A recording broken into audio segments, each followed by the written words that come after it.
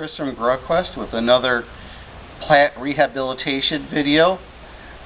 In this case it's olive trees. Olive trees, if you let them dry out, have a chance to grow back. For instance, I just found this Luca, which is a really great olive for pollinating and for oil, although most people are never going to be able to do oil. This Arbequina, this is a true Arbequina, not a clonal Arbequina that's going to grow like a narrow Italian cypress column. This is a nice bushy one, going to make a very nice display in a container garden. And it's important to know because when you're buying Arbequina, Arbosana, and several other varieties of olive trees on the internet, you're usually buying clonal trees that are specifically selected for making oil. You are not making oil unless you've got 100 trees and a lot of cash on hand. But you can make table fruit. And I found good treasure here also. I found a Sevillano olive tree.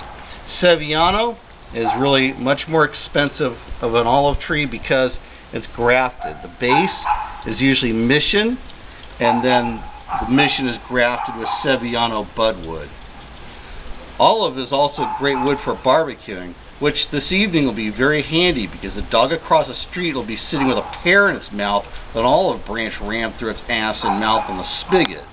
We're going to roast it to a nice crispy. It probably look like that squirrel on Alaska Men's Show. And for the main entree will be Darcy. But in any event, olive wood's great for barbecuing. Olive oil is great for cooking with, and olive fruit is very tasty. Sevillano making some of the best olive fruit. Arbequina and Luca making some of the best olive oil. Excuse me a moment. Making sure that the newly planted berry vines don't go the way of the arriving berry vines. Olives do not require a large container for planting. Don't get carried away. You can get a very attractive ceramic container and they'll stay in there just fine for a long time.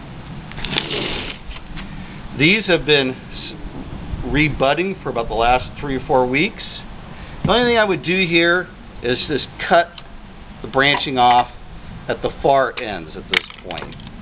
It's not attractive, and if I was doing a professional tree job, certainly a larger tree I would not leave stubs.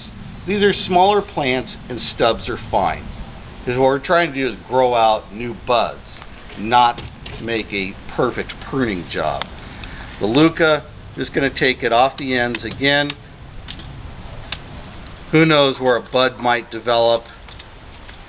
Could wind up, so there's green wood in here. You could still wind up with some internodal buds right in here or off the side. Everything counts. Arbequinas, even though this stuff is really crispy and brittle, there's a new bud popping out just ½ an inch below here. So the Arbequina, I'm not even going to cut back. I'm just going to take that existing leaf matter and just crunch it up. I'm going to wait a good 6 months to see what happens here. I do want to show the proper size containers to pot up your olives with, since I've done that so far. You could easily leave these olives in this container for another year. Just give a steady amount of fertilization and regular watering. A number 3 container is very good for transplanting. If you wanted to put it into a terracotta or a decorative glazed pot, a container about this size would be really nice.